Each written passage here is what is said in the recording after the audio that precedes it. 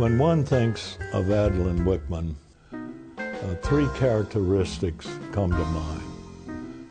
Adalin the person, Adalin the artist, and Adalin the creator. Adalin the person is one that is filled with boundless energy, a true zest for life. I don't have an education in art. I was an English literature major, and I encourage people to do that because it's a jumping off point for almost anything else. It never hurts to learn to speak the language, does it?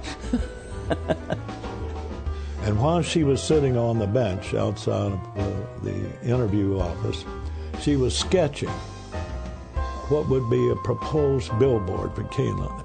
Adalin didn't get that job, but she got the job of producing the billboard. It was a magnificent billboard.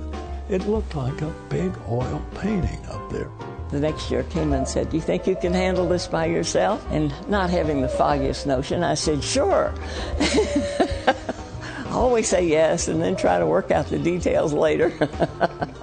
Stay awake a few nights. If somebody's banging you over the head with a deadline, you get it done. Adalin, the artist, endowed with an unbelievable, rare ability, creating a classic rendition. Not everyone knows her name, but they all know the trophy that she created and designed, which we call the Eclipse Award. I went to her to see if she had some idea about it.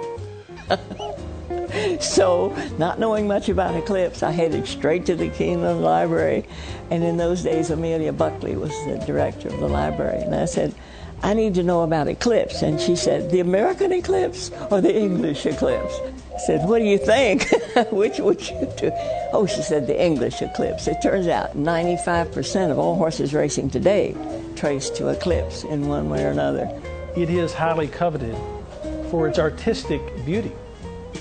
And it's recognized the world over as one of the most treasured awards in the thoroughbred industry. But I've got the original wire armature just standing up there on the shelf. And Adalin, the creator, with an uncommon touch to bring to life an endearing subject and make it into an unforgettable creation. Lucille Little had a dream. She dreamed that in the atrium of the Lexington Public Library there was a clock.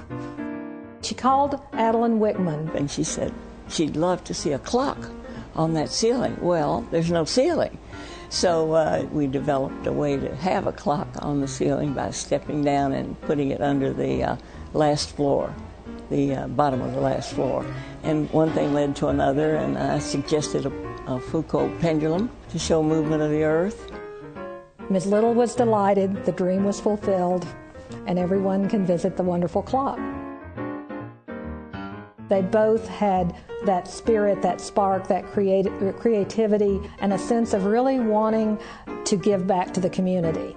And so it's wonderful that we have a portrait of Ms. Little in the Little Fine Arts Library painted by Adalin Wichman. It's just a perfect circle. She can paint, she can draw, she can sculpture, and she can write. A rare individual. No one is more deserving of this prestigious Governor's Award than the one, the only Adalin Wichman. C'est fini.